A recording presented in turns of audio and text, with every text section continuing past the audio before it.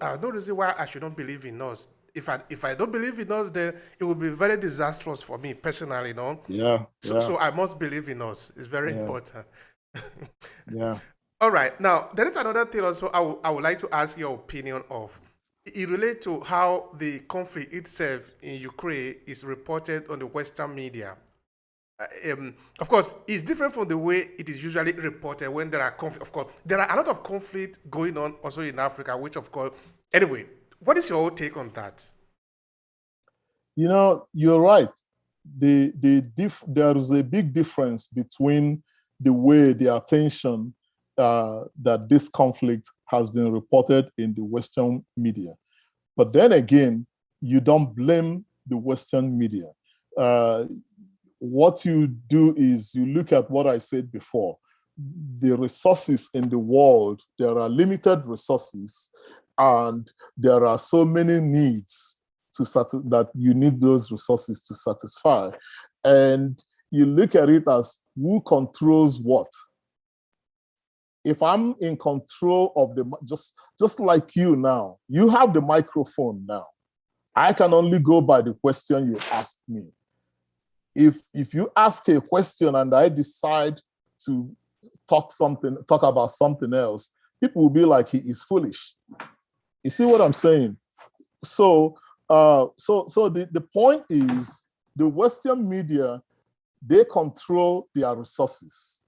Therefore, they control what they say, they control what they put out.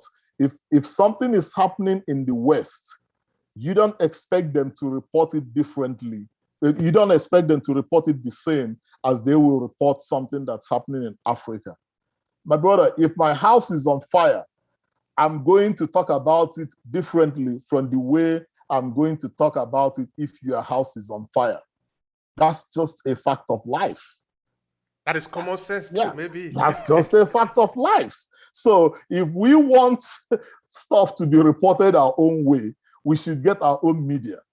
Remember when the last time we talked, I told you about my firm's online magazine. I said the reason we started the online magazine is because we want to report things the African way.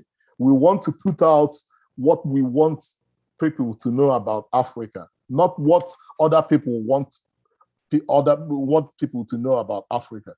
So Africa should control the narrative as to this is what I want you to know about Africa. In Nigeria, these are the cities I want you to know about, because that's how it is here. There are some cities here in the US that you've never heard of them before, but they are here. There are things that are happening here that you've never heard of before, but they happen. So we should control our own narrative, because when you control your own narrative, then you are controlling your own destiny. So, what do you think as a people, as Africa, as nations in Africa, we can learn from the experience for what is happening in Ukraine? Because I think there is a lesson that we have to learn from here. Well, I think we have to know that things happen. That's really, how, like they say, things happen. Who would have known that uh, Ukraine could be invaded? Because this is full-scale invasion. It's not like what happened in 2014, where they just, said, oh, this part of Ukraine are Russian speakers. They want to join us. They want to succeed. Therefore, we'll support them. No, this is basically, look, we are coming in, we are taking over. Who would have known it will happen? But now we know. Now we know it can happen. So we should be prepared. We should always be prepared. How do we get prepared? One, we have to start doing things that are sustainable, things that if it happens to us, we'll be able to take care of ourselves for a very long time. I'm not sure that we are doing it yet, but hopefully we'll learn our lesson. Like you said, though, we are relying on the competitor to support us. That's the But problem. only children will do that, though. Only children will do that. Like Nigeria is building its railway. He will want people that is competing. Please send us the one we are no longer using. Instead Yeah. of saying, okay, now let's go to the institution that developed train. At least Mm-hmm. we are not able to do it yet. Let's send some expertise abroad to go and learn it. Mm-hmm. Then Yeah. we will build it here so that when it's Yeah. spoiled, we can then repair it. Instead of saying, let's go and buy. But how much do Nigeria have to buy everything? We need to construct, no? It's not possible. That's part of the problem we have. It's impossible to buy everything you need.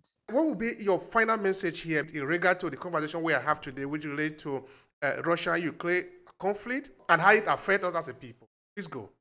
Well, if I were to say anything really, I'll really say to the African youth, you know, never give up, never lose hope. Because just like you mentioned, if other people are losing hope on you, you can never lose hope on yourself.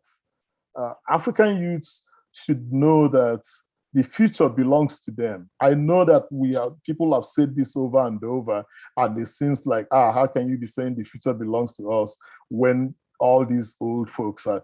Yeah, but if you keep believing that the future belongs to you, eventually you will take over the future. And another thing African youth should know is this: never neglect or overlook any other African country. Our destinies are kind of intertwined. We are all the same. If it's happening in one country, it's bound to happen in your own country. So this idea that, oh, those people in Uganda, those people in Nigeria, that's them. No, it's not them. It can happen to all of us. Any country is open, just like what happened to Ukraine. It can happen to any country. So really, I think that the future belongs to the youths, and the youths should really look further than what the leaders are looking at now. Because the leaders, I think they are just really, I think that there's a brick wall in front of the leaders. They are no longer seeing anything. The youths should look further, break down that brick wall, and look further than that.